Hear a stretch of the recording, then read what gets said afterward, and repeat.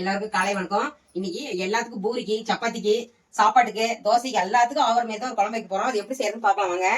நம்ம carrot, beans, அப்புறம் முட்டைக்கோசு, காலிஃப்ளவர்ல வந்து கொஞ்சம் மஞ்சத்தூள் உப்பும் போட்டு சுடுதண்ணியில் போட்டு எடுத்து வச்சுக்கிறீங்க. ஏன்னா புழு இருக்கும், அதனால சுடுதண்ணியில் போட்டு எடுத்து வச்சிட்டேன் முன்னாடியே. அப்புறம் உருளைக்கிழங்கு கட் பண்ணி வச்சுக்கிறேன். பச்சை பட்டாணி உளிச்சு வச்சுக்கிறேன். காஞ்ச பட்டாணி இல்லைங்க, பச்சை பட்டாணி தான் உளிச்சு வச்சுக்கிறேன். ஒரு தக்காளி அரைச்சி வச்சிருக்கிறேன். ஒரு சின்னதாக ஒரு தக்காளி கட் பண்ணி வச்சுக்கிறேன். பெரிய வெங்காயத்தை கட் பண்ணி வச்சுக்கிறேன். அரைக்கிறதுக்கு வந்து தேங்காய், பொட்டுக்கடலை, சோம்பு, ஒரு பட்டை, லவங்கம், கொஞ்சம் முந்திரி இதெல்லாமே போட்டு அரைச்சிக்கணும்.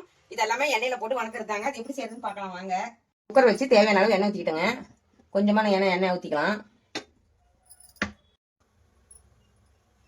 வெங்காயத்தை போட்டுக்கலாங்க. நான் கடுகு போடல, அதனால வெங்காயம் போட்டுக்கலாம். ஃபர்ஸ்ட் இஞ்சி பூண்டு போட்டோம்னா நல்லா கறிக்கிறோம். வெங்காயத்தை போட்டு ஒரு 2 கிளறி விட்டுட்டு அப்புறம் இஞ்சி பூண்டு போட்டுக்கலாம். இஞ்சி பூண்டு, பட்டை, லவங்கம், ஒரு பிரியாணி இலை ஒன்று வச்சிருக்கிறேன், அது இதிலே போட்டுக்கலாம். ஃபர்ஸ்டே போட்டோம்னா அந்த எண்ணெயில சூடா இருக்கு இல்லையா, அதனால அந்த இஞ்சி பூண்டெல்லாம் கறிக்கிறோம்பா. சின்னதாக ஒரு தக்காளி கட் பண்ணி வச்சுக்கிறேன், பொடியாக கட் பண்ணி வச்சுக்கிறேன், அது இதிலே சேர்த்துக்கிறோம். வணங்குறதுக்கு கொஞ்சம் உப்பு போட்டுக்கலாங்க.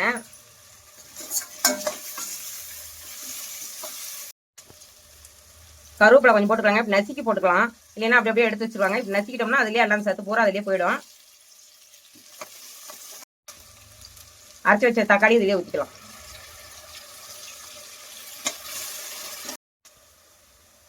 கட் பண்ண காய் எல்லாமே கட் பண்ணது நம்ம பொடி பொடியாக தான் கட் பண்ணி வச்சுக்கிறோம். எல்லாமே இதிலேயே கொட்டிடலாங்க.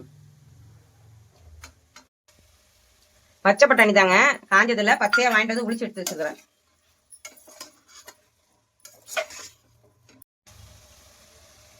கறி மசாலா தூள், கொத்தமல்லி தூள், மிளகாய் தூள் எடுத்து வச்சுக்கிறேங்க. கொஞ்சமாக மஞ்சத்தூள், தேவையான அளவு மஞ்சத்தூள் போட்டுக்கலாம்.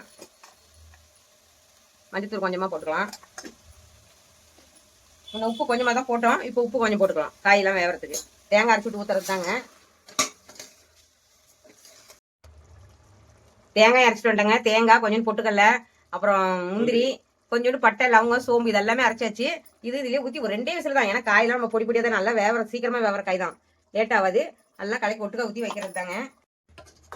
தேங்காயெல்லாம் அரைச்சி ஊற்றியாச்சுங்க. நம்ம தேவையான அளவு தண்ணி ஊற்றிக்கலாம். தண்ணி ஊற்றிட்டு ஒரு 2 விசில் தாங்க, ஏன்னா எண்ணெயிலையும் காய் வந்துருச்சு. சும்மா 2 விசில் விட்டு எடுத்துடலாம், அவ்வளோதான். 2 விசில் வரட்டுங்க, பார்க்கலாம். ஓப்பன் பண்ணி பார்க்கலாம். சூப்பராக நல்லா 2 விசில் தாங்க விட்டாங்க. ஏன்னா காய் எல்லாமே சின்ன சின்னதாக பொடி பொடியாக கட் பண்ணியாச்சு. இது நம்ம இப்போ சப்பாத்திக்கு, பூரி, இட்லி, தோசை கூட சாப்பிடலாங்க. சாப்பாடுக்கு இதே தான் மத்தியானத்துக்கு.